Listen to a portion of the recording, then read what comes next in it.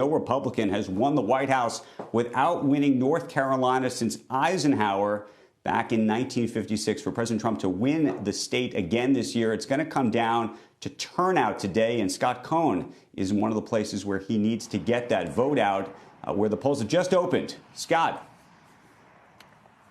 Yeah, they opened just 5 minutes ago here in Clayton. This is in Johnston County, southeast of Raleigh. It's a county that the president carried by a 2-to-1 margin in 2016. He absolutely needs to repeat that in order to win re-election.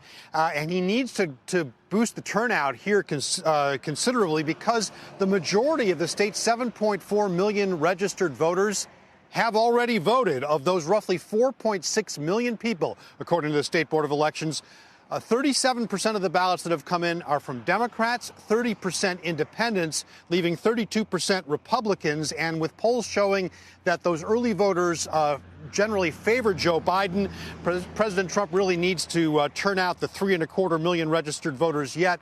And there is some good news, potential good news for him in those latest numbers from the CNBC Change Research States of Play poll, and actually some big changes since our last survey 2 weeks ago. Take a look at the state of the economy, which is a top issue everywhere and the top issue in North Carolina. Now flipping in North Carolina, with 55% saying that the economy is excellent or good. Who will do the best getting people back to work? Another flip, 54% to 46% for Trump and the Republicans. Among those, restaurant manager Dave Urbanek. I think the economy, in the same breath as the coronavirus, is very important to me, and I would throw a vote to whoever is going to get that economy humming again. Now, Urbanek voted early in person, but the president is going to need a lot more people like him to show up today here in places like Clayton. There was a bit of a line when they opened the polls up about 7 minutes ago. The line seems to have cleared. It is moving pretty quickly.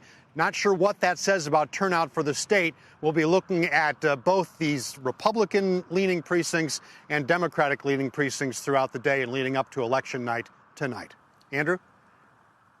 Scott, I'm looking at the clock here. It is 6:37 a.m. in the morning right now. I'm curious, your intention, you're going to bed at what time? Meaning, because that should signal when you think we may or may not know at least about what's taking place where you are. Well, I'll tell you what we're being told by the State Board of Elections. And of course, this is critical with the mail-in votes, the early votes. They say that when the polls close at 7:30 tonight, they expect that they will be able to report about 80% of the turnout, all of that being people who voted up until about 5 o'clock today, people who voted, I should say, early and mail-in ballots that came in by 5 o'clock today, and then that'll fill in with the people who voted during the day today. So we expect that what we'll see when the polls close at 7:30 tonight is numbers that should favor Joe Biden, but that gap is likely to close, again, depending on the turnout in these heavily Trump areas in the more rural parts of the state. Shepard Smith here. Thanks for watching CNBC on YouTube.